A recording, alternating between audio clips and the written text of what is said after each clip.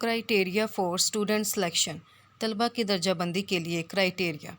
अक्सर हम लोग ने देखा है कि जो स्कूल का बुनियादी मकसद होता है वो ये है कि जितने भी वहाँ पर स्टूडेंट्स हैं उनकी जो ज़रूरियात है उनको पूरा करना है। इसलिए वहाँ पर जो एडमिनिस्ट्रेटर है उसकी जो बुनियादी ज़रूरियात होती हैं या फिर उसका जो बुनियादी काम होता है वो ये होता है कि वो स्कूल को ऑर्गेनाइज़ करे और वहाँ पर जितने भी स्टूडेंट हैं उन सब को क्लासीफाई करे ताकि स्कूल का जो पर्पस है वो अचीव हो सके। जैसे कि हम लोगों ने देखा है कि स्कूल्स को ग्रेड्स के अंदर डिवाइड किया जाता है। 6 ग्रेड के स्टूडेंट है, 7th ग्रेड के है, 8 के, 9th के और 10th ग्रेड के स्टूडेंट है। तो इससे काफ़ी ज़्यादा मसले हल हो जाते हैं, क्योंकि इससे हम लोगों को पता चलता है कि किस ग्रेड के स्टूडेंट ने कौन सी बुक्स पढ़नी है और उनको हम लोगों ने कौन सी फैसिलिटीज़ प्रोवाइड करनी है। इसके अलावा उनको एक्सपेरिमेंट करने के लिए कौन सा मटेरियल चाहिए, इसके अलावा कौन सा मेथड उन्होंने यूज़ करना है। तो अगर हम लोग स्टूडेंट की सिलेक्शन के लिए कुछ क्राइटेरिया वगैरह रखते हैं और इससे हम लोगों को हेल्प मिलती है कि हम लोग स्टूडेंट की स्कूल के अंदर क्लासिफिकेशन कर सकें। तो इसके अंदर जो पहला मेथड है जो हम लोग यूज़ कर सकते हैं स्टूडेंट की क्लासिफिकेशन के लिए, वो है विनिटका प्लान। वर्नेटिका प्लान बेसिकली है क्या? इसमें हर एक ग्रेड का जो करिकुलम था उसको 2 हिस्सों के अंदर तकसीम किया गया।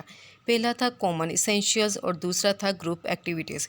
कॉमन इसेंशियल का क्या मतलब है? मुश्तरक ज़रूरियात। और ग्रुप एक्टिविटीज़ का मतलब है ग्रुप की सरगर्मियाँ। कॉमन इसेंशियल के अंदर किन किन चीज़ों को रखा गया, जैसे कि अगर हम लोग देख लेते हैं पाकिस्तान के अंदर 8 क्लास के बच्चों को, तो वहाँ पर वो साइंस के सब्जेक्ट कौन कौन से पढ़ते हैं। वहाँ पर उन्होंने जनरल साइंस पढ़नी होती है, इसके अलावा मैथ पढ़ना होता है और इंग्लिश वगैरह। तो ये कुछ बेसिक चीज़ें हैं जो कि कॉमन इसेंशियल्स के अंदर आते हैं। ये वाले सब्जेक्ट जस्ट उन्होंने उनको पढ़ना ही होता है, उनके ऊपर किसी किस्म का कोई एक्सपेरिमेंट वगैरह नहीं करना होता।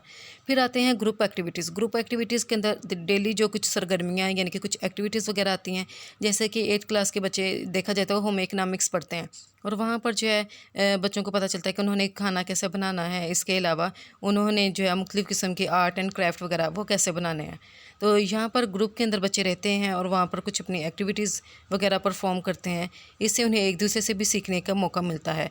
तो ग्रुप एक्टिविटीज़ के अंदर बच्चे ज़्यादा सीखते हैं एज़ कम्पेयर टू अगर हम लोग देखें कॉमन इसेंशियल्स की तरफ। तो कॉमन इसेंशियल्स में देखना है कि कुछ कॉमन से ऑब्जेक्ट्स होते हैं, सब्जेक्ट्स वगैरह होते हैं जो कि बच्चों ने पढ़ने होते हैं, जबकि ग्रुप एक्टिविटीज़ के अंदर उन्होंने मुख्तलिफ़ किस्म की जो सरगर्मियाँ हैं, जैसा कि आर्ट एंड क्राफ्ट, इसके अलावा म्यूज़िक है, फ़िज़िकल एजुकेशन वगैरह है, खाना पकाना वगैरह, इसके अलावा सिलाई कढ़ाई वगैरह करना, ये वाली सारी चीज़ें ग्रुप एक्टिविटीज़ के अंदर आती हैं। यूनिट प्लान, जैसे कि हम लोगों ने देखा है कि हमारी जो बुक्स हैं उसके अंदर मुख्तलिफ़ टाइप्स के यूनिट्स होते हैं, यानी कि चैप्टर्स होते हैं, कोई 7, 8 या 9 इतने चैप्टर्स होते हैं हर एक बुक के अंदर। और हर एक यूनिट को अगर हम लोग देखते हैं तो इसके अंदर जैसे कि अगर हम लोग कहते हैं कि यूनिट का नेम है इंजाइम, तो इंजाइम के रिलेटेड मुख्तलिफ़ किस्म के टॉपिक्स होंगे उस यूनिट के अंदर, जैसे कि एंजाइम का स्ट्रक्चर है, एंजाइम की टाइप्स हैं, एंजाइम की फ़िज़िकल प्रॉपर्टीज़ वगैरह है, इसके अलावा वो फैक्टर जो कि एंजाइम को अफेक्ट करते हैं। तो ये सारी चीज़ें एक तरतीब के साथ उन्होंने लिखी होती हैं। पहले बताया होता है कि मेटाबॉलिज्म क्या है, फिर आता है एंजाइम की प्रॉपर्टीज़, फिर आता है एंजाइम का स्ट्रक्चर, दैन फैक्टर्स वगैरह आते हैं। यानी कि यूनिट के अंदर हर एक चीज़ को एक प्रोसेस के साथ, एक स्टेप के साथ एक्सप्लेन किया गया होता है कि पहले ये वाली चीज़ बतानी है, फिर नेक्स्ट आपने ये वाली चीज़ बतानी है। तो यूनिट प्लान जो है इस तरह का होता है कि इसके अंदर एक मुकम्मल प्रोसेस होता है किसी भी लेसन को एक्सप्लेन करने का। इसे कहते हैं यूनिट प्लानिंग। तीसरा यहाँ पर जो तरीक़ाकार है वो है टेक्निक्स ऑफ इंस्ट्रक्शन, यानी कि जो तदरीसी टेक्निक्स हैं हम लोगों को उनको भी बेहतर बनाने की ज़रूरत है। जैसे कि हम लोगों को चाहिए कि जो यूनिट्स हैं वो लाइफ प्रॉब्लम्स के ऊपर डेवलप करें, बजाय ये कि उस ख़ास सब्जेक्ट के ऊपर ही हों। इसके अलावा टीचर जो है उसको चाहिए कि अपने स्टूडेंट को सिखाने के लिए उनकी जो ज़रूरियात हैं सबसे पहले उनको भी समझे। इसके अलावा उनको गाइडेंस की ज़रूरत होती है तो उनको गाइडेंस भी प्रोवाइड करें। इसके अलावा प्रॉपर काउंसलिंग उनके साथ करें। इसके अलावा स्कूल के अंदर मौजूद मुख्तलिफ़ किस्म की जो टीचिंग रिसोर्सेज हैं, जैसे कि फ़िल्म्स वगैरह है, रेडियो, टेलीविज़न, टीचिंग मशीन वगैरह। इसके अलावा जो लोकल कम्युनिटी है उनके साथ भी अच्छे तरीके से पार्टिसिपेट करें और वहाँ पर जितने भी टीचिंग रिसोर्सेज हैं उनका अच्छे तरीके से इस्तेमाल करें। इसके अलावा वहाँ पर जो प्रिंटेड मटेरियल्स हैं, जैसे कि वहाँ पर बुक्स हैं, कलरफुल चार्ट्स वगैरह हैं, इसके अलावा वहाँ पर कोई प्रोजेक्ट वगैरह है, उनका भी अच्छे तरीके से इस्तेमाल करें और बच्चों को उनका विज़िट करवाएं। हमारे यहाँ पर अक्सर गवर्नमेंट स्कूलों के अंदर देखा गया है कि लाइब्रेरीज़ जो हैं वो बंद होती हैं। टीचर्स के पास ही उनकी चाबी होती है और इजाज़त ही नहीं होती स्टूडेंट को कि वहाँ से लेकर कोई वो एक बुक भी लेकर पढ़ लें। टीचर के पास ही सारी उम्र उनकी चाबियाँ रहती हैं और किताबें जो है अलमारियों के अंदर ही बंद रहती है। स्टूडेंट को इतना सा भी हक नहीं दिया जाता कि वो वहाँ से कोई एक किताब लेकर ही पढ़ लें। तो स्कूल के अंदर जो अलमारियाँ हैं उनके अंदर किताबें पढ़ने के लिए रखी गई होती हैं, सजावट के लिए नहीं रखी जाती। तो इसीलिए टीचर को ये वाली बात भी समझनी चाहिए कि अगर बच्चे वो वाली बुक्स पढ़ेंगे तो इससे उनका इल्म जो है मज़ीद बढ़ेगा और टीचर को भी फ़ायदा होगा। इसके बाद है समर स्कूल। अक्सर हम लोगों ने देखा कि बच्चों को गर्मियों के अंदर छुट्टियां हो जाती हैं, लेकिन कभी कभार जो स्कूल होते हैं वो खुले होते हैं, यानी कि समर स्कूल बन जाता है। वहाँ पर ऐसे तालिब इल्मों को पढ़ाया जाता है जो कि पिछले अपने जो क्लास थे उसके अंदर फ़ेल हो चुके होते हैं, ताकि वो अपने ग्रेड्स को मज़ीद इम्प्रूव कर सकें। लेकिन आजकल देखा गया है तो समर स्कूल के अंदर ना सिर्फ जो बच्चे फ़ेल हुए थे उनको पढ़ाया जाता है, बल्कि बच्चों को पढ़ाया इसलिए जाता है ताकि उनके जो एग्ज़ाम्स आ रहे हैं, बोर्ड के एग्ज़ाम्स, वो उनमें मज़ीद इम्प्रूव हो सकें और वहाँ पर अच्छे मार्क्स ले सकें। तो इसलिए ना सिर्फ जो बच्चे जो कि किसी ख़ास सब्जेक्ट के अंदर फ़ेल थे, तब वही पढ़ाए जाते थे, लेकिन अब वो वाले नहीं पढ़ाए जाते। अब जैसे कि साइंस के मज़ामीन पढ़ाए जाते हैं, इसके अलावा मैथ के मज़ामीन वगैरह पढ़ाए जाते हैं। इसके साथ साथ कुछ स्कूल्स ऐसे हैं बाहर के कंट्रीज़ में, अगर देखा जाए तो वहाँ पर स्पोर्ट्स, आर्ट्स, इसके अलावा म्यूज़िक वगैरह का बहुत ज़्यादा इंपॉर्टेंस दी जाती है समर स्कूल्स में। इसके बाद है कि हम लोग स्टूडेंट की सिलेक्शन यानी कि किस तरह से कर सकते हैं, उसके लिए एक तरीक़ेकार है ग्रुपिंग। यानी कि हम लोग सबसे पहले, जैसे कि 9th क्लास के अंदर बच्चे आए हैं, उन्होंने अपना एडमिशन करवाया, तो हम लोग उनको कोई 3-4 टॉपिक्स पढ़ाएँ। इसके बाद हम लोग उन सब का टेस्ट लें और टेस्ट के अंदर देखें कि बच्चों के किस तरह के मार्क्स आएँ। 100 मार्क्स वाले जो बच्चे होंगे उनका हम लोग अलग से ग्रुप बना दें, 90 प्लस वालों को अलग से ग्रुप बना दें, इसके अलावा 70 प्लस वालों को अलग से ग्रुप बना दें। यानी कि हम लोगों ने बच्चों को उनके जो कामयाबी के टेस्ट हैं, टेस्ट के अंदर जितने भी मार्क्स आ गए हैं, उनके लिहाज से हम लोगों ने उनकी ग्रुपिंग कर देनी है, यानी कि उनकी दर्जाबंदी कर देनी है।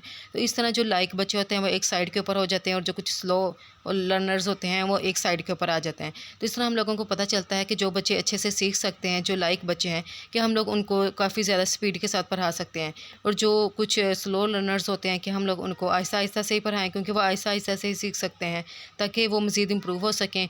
और ये कि अगर जो नालायक बच्चे होते हैं, अगर वो लाइक वालों के साथ होते हैं और उनको कुछ नहीं आता, तो वो थोड़ा गिल्ट फ़ील करते हैं। इस तरह उनको गिल्ट भी फ़ील नहीं होगा, क्योंकि उनकी ज़रूरियात को समझा जा रहा है कि वो किसी भी सब्जेक्ट को आसानी से याद नहीं कर सकते, बल्कि उन्हें आहिस्ता आहिस्ता याद करने की ज़रूरत पड़ती है। इसके बाद है non grading graded elementary school. जैसे कि पहले बच्चों की ग्रेडिंग की जाती थी, यानी कि ये देखा जाता था कि बच्चों के कितने मार्क्स हैं और उस लिहाज से उनकी ग्रुपिंग की जाती थी। नॉन ग्रेडेड का क्या मतलब है कि हम लोगों ने उनके मार्क्स के लिहाज से, यानी कि उनकी कामयाबी के जो टेस्ट है उसके लिहाज से हम लोगों ने उनकी ग्रुपिंग नहीं करनी, बल्कि यहाँ पर हम लोगों ने ग्रुपिंग के बजाय लेवल के ऊपर डिपेंड करना है। जैसे कि अगर मैं कहूँ कि जो ग्रेड 1 के स्टूडेंट हैं उनके 3 लेवल्स हैं, और 3 लेवल्स के 3 उनके लेवल्स हैं। हर एक लेवल के अंदर 2 यूनिट हैं, दूसरे के अंदर भी 2 है और तीसरे के अंदर भी 2 यूनिट है। तो एक बच्चा जिसने 2 यूनिट पढ़ लिए हैं वो उस लेवल के दूसरे हिस्से के अंदर आ जाता है, उसने दूसरा यूनिट भी पढ़ लिया है तो वह तीसरे वाले के अंदर आ जाता है। इस तरह उसका एक जो लेवल है वो कंप्लीट हो जाता है। तो हर एक तालिब इल्म के यहाँ पर पढ़ने की रफ्तार मुख्तलिफ होती है। तो वो स्टूडेंट जिसने जल्दी कंप्लीट कर लिया अपना लेवल, फिर वो जल्दी से दूसरे लेवल के ऊपर चला जाता है, वो किसी दूसरे स्टूडेंट का इंतज़ार नहीं करता, और इस तरह फिर वो तीसरे लेवल के ऊपर चला जाता है और इस तरह अपनी जो एजुकेशन है उसको कंप्लीट कर लेता है। इसका फ़ायदा ये होता है कि इंसान ने जिस काम को 3 साल में करना होता है वो उसको 4 साल में कर लेता है, और अगर उसका 4 साल में जो काम होना होता है तो वो उसको 3 साल के अंदर भी कर सकता है। यानी कि ये डिपेंड करता है कि एक इंसान कितनी तेज़ी के साथ साथ सीखता है, और इस तरह उसको मज़ीद होता है कि मैं इस लेवल के ऊपर आ गया तो मुझे मज़ीद पढ़ने की ज़रूरत है ताकि मैं अगला लेवल के ऊपर जा सकूँ और इस तरह अपनी एजुकेशन को जल्दी के साथ कंप्लीट कर सकूँ। इसके अलावा स्टूडेंट की क्लासिफिकेशन के लिए जो दूसरा हमारे पास क्राइटेरिया आता है वो है general criteria for student selection. यानी कि स्टूडेंट की सिलेक्शन के लिए जनरल क्राइटेरिया कौन सा है। पहले ज़माने के अंदर अगर देखा जाए तो मदरसे के अंदर बच्चे जो पढ़ने के लिए आते थे उनकी तादाद बहुत कम होती थी। इसके अलावा माशरे के अंदर तब मदरसे यानी कि स्कूल वगैरह बहुत कम होते थे, तो स्कूल के अंदर जो कमरे थे वो भी कम होते थे, तो एक ही कमरे के अंदर एक ही टीचर होता था और वहाँ पर हर उम्र के बच्चे होते थे। जैसे कि वहाँ पर 10 साल के बच्चे भी होते थे, 12 साल के भी होते थे, इसके अलावा 3 साल के बच्चे भी होते थे। तो वहाँ पर टीचर जो है उनको हर किस्म के मज़मून की तालीम दे देता था। तो वहाँ पर कोई फ़र्क नहीं किया जाता था कि 6 साल के बच्चे जो हैं वो इस ग्रेड 2 के अंदर आएंगे, 12 साल के बच्चे जो हैं ये ग्रेड 9 के अंदर आएंगे। इस किस्म की कोई क्लासिफिकेशन नहीं की जाती थी, यानी कि हर उम्र के बच्चे एक ही क्लास के अंदर आते थे, उन सबको यकसा ही तालीम दी जाती थी। लेकिन उसके साथ साथ क्या हुआ, जब वक्त बदलता गया तो जो टीचर्स थे उनका नंबर भी बढ़ना शुरू हो गया। इसके साथ साथ जो स्कूल्स थे उनका नंबर भी बढ़ना शुरू हो गया, और फिर स्कूल्स के अंदर जो स्टूडेंट थे उनका नंबर भी इंक्रीज़ होता गया। फिर क्या हुआ, ये ज़रूरत पेश आई कि क्यों ना हम लोग इन स्टूडेंट्स को उनकी उम्र के लिहाज से क्लासीफाई कर दें। जैसे कि हम लोग जो 6 साल के बच्चे हैं उनको ग्रेड 1 के अंदर रख दें, 8 साल के बच्चों को ग्रेड 2 के अंदर रख दें, इस तरह हम लोग 12 साल के बच्चों को ग्रेड 3 या फिर 4 के अंदर रख दें। तो फिर आहिस्ता आहिस्ता जो है इनकी ग्रेडिंग की गई कि स्टूडेंट को जो है उनकी उम्र के लिहाज से मुख्तलिफ़ किस्म की क्लासेस के अंदर भेजा जाए। जैसे कि हमारे पाकिस्तान के अंदर भी देखा जाए तो बच्चे जो हैं उनकी ग्रुपिंग की जाती है उनकी उम्र के लिहाज से। तो हर एक स्कूल ने अपना एक क्राइटेरिया सेट किया होता है कि हम लोग ने 3 साल के बच्चों को जो है अपने स्कूल के अंदर लेना है और इससे कम वालों को नहीं लेना, और वो इस तरह ही करते हैं। जबकि कुछ स्कूल्स का ये रूल होता है कि उन्होंने 4 साल के बच्चों को लेना है, क्योंकि अब 3 साल के बच्चों को अगर वो लेते हैं और वो नर्सरी प्रेप के अंदर होते हैं, तो जो 3 साल के वहाँ पर सारे के सारे बच्चे मौजूद होते हैं, उन सबकी खसूसियात एक जैसी होती हैं। लेकिन बजाय ये कि अगर हम लोग एक ही क्लास के अंदर 3 साल के बच्चे भी हों, 10 साल के भी हों, 12 साल के भी हों, तो हर एक का दिमाग भी मुख्तलिफ होगा, उनकी खसूसियात भी मुख्तलिफ होंगी, तो उनको पढ़ाने के अंदर बहुत ज़्यादा मुश्किल पेश आएगी। इसलिए ज़रूरी है कि हम लोग उन स्टूडेंट की क्लासिफिकेशन करें उनकी उम्र के लिहाज से, यानी कि उनकी दर्जाबंदी करें। 3 साल के बच्चे एक क्लास के अंदर हों, इसके अलावा 5 साल के बच्चे जो हैं एक क्लास के अंदर हों। और जो दूसरा इसके अंदर क्राइटेरिया है वो है कॉमन पैटर्न्स। कॉमन पैटर्न्स के अंदर 4 जो है पैटर्न्स आते हैं इसके: ungraded grouping, inter classroom subject grouping, inter classroom ability grouping and split day grouping. सबसे पहले इसके अंदर आता है अनग्रेडेड ग्रुपिंग।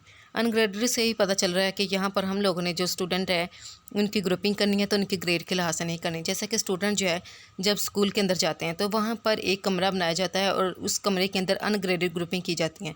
जैसे कि 3 साल के बच्चे हैं, 3 साल के बच्चे, उनको उस क्लास के अंदर 3 साल लगाने होते हैं उस स्पेसिफिक क्लास के अंदर, और एक ही टीचर वहाँ पर होता है जो कि उन बच्चों के साथ 3 साल तक रहता है।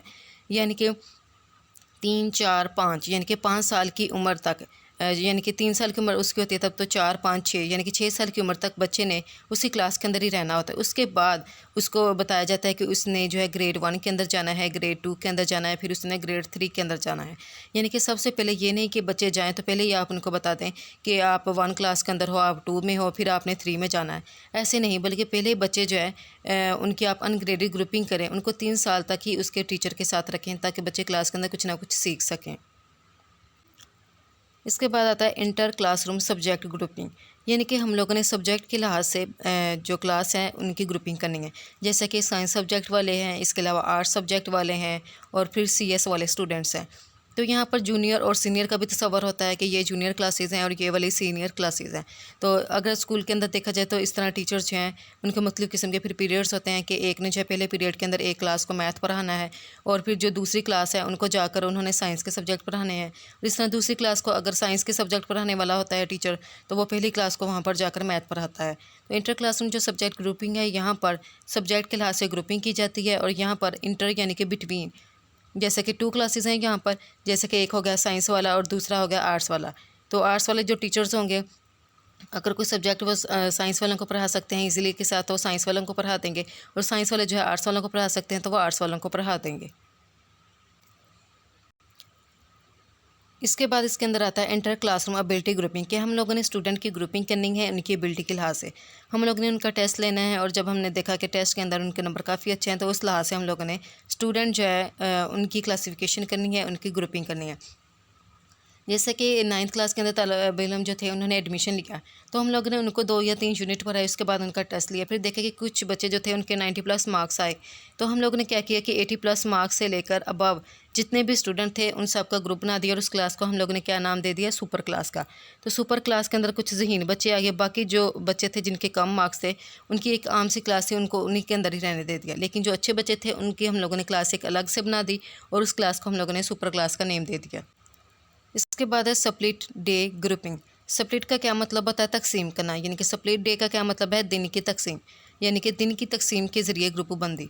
यहाँ पर अक्सर हम लोगों ने देख लिया है कि अब पाकिस्तानी के अंदर भी ये ट्रेंड चल रहा है कि बच्चे जो हैं उनके, जैसे कि कुछ बच्चे जो है स्कूल के अंदर आते हैं उनको 12 बजे छुट्टी हो जाती है, इसके बाद सेकंड टाइम का स्कूल स्टार्ट होता है और वो 12 बजे से स्टार्ट होता है और फिर वो शाम 4 बजे तक रहता है।